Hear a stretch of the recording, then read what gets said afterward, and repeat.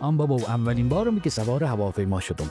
من که هواپیما ندیده بودم تا حالا. خودم هم اقدر چاق و بلند بیام که این آغداییم سر این صندلی و جا نمیشد.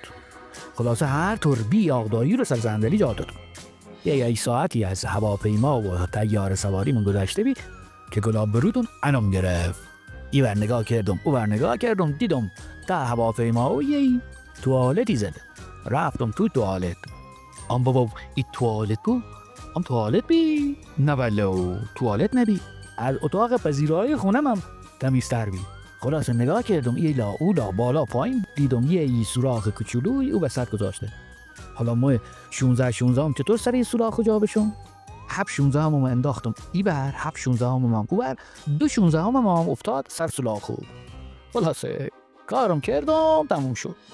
بعد که اومدم خودم تمیز کنم دیدم وای بابا لولنی که هرچی که هیچم نبی. ایلا اولا بالا هرچی که هشتم لوله او نبی. گفتم چیکار کنم؟ رفتم تو چت جی پی تی. گفتم چت جی پی تی ما مشکل دارم. چیکار کنم؟ چت جی پی تی هم اول کلی ها با ما خندید. بهم گفت میتونی چیکار کنی؟ که باید دستمال کاغذو برداری. اینویی که بستنی سر میزو برمیداری اونم اونجا رو تمیز کنی. گفتم وای بابا نمیشه که. خلاصه چت جی پی تی ازش گفتم میشه عملی نشونم بدی؟ خندید و نامردم عملی نشونم داد. اما چی نشونم داد؟ با یه دستمال کاغذ و چه کار میکنه؟ بستنی رو میز برمیداره. گفت حالا تو هم برو هم کار کن. گفتم باشه. حالا اومدم کار کنم. خب که نمیبینم. بابا کجا اون سوراخو ببینم؟ یه دفعه دیدم جلوم یه آینه قدی بزرگیه که واسه همین کار گذاشتنش. گذاشتمش طرفش و نگاه کردم که چطوری جمعش کنم. دیدم وای این جنگل مولا کجا بود؟ من نما هر ماشه بشه کنم. پس این جنگل مولا من چنه؟ حالا تو این جنگل مولا کجا بگردم از بستنی جمعش کنم؟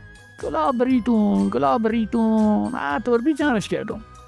اما نامرد وقتی اومدم سر صندلی نشستم خدا شاهد چه معلوم بی انگار رو کوی از عن نشسته بودم. اما ما 46 سال است که چمچمانمان است.